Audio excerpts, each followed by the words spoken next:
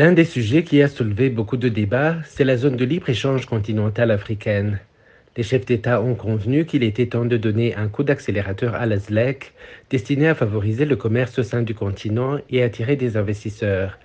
Avec 1,4 milliard de personnes, la zone deviendrait alors le plus grand marché du monde en termes de population. L'accord sur la ZLEC permettrait de créer 18 millions d'emplois supplémentaires d'ici 13 ans et contribuer à sortir plus de 50 millions de personnes de l'extrême pauvreté, selon la Banque mondiale. Pour l'heure, le commerce entre les pays ne représente que 15% des échanges totaux du continent.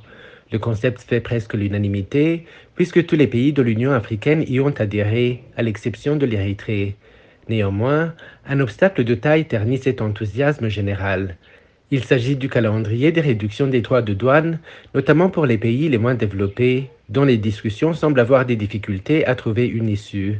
Et pour faire dans l'actualité, Macky Sall, le président sortant de l'Union africaine et chef de l'État sénégalais, a présenté un rapport sur les crises alimentaires sur un continent durement touché par les conséquences de la guerre en Ukraine, notamment la flambée des prix.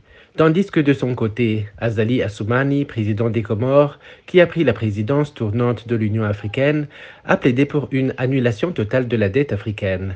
Au cours de ce sommet, les chefs d'État africains se sont également longuement penchés sur les crises sécuritaires en RDC, en Libye, au Mali ou encore au Burkina Faso.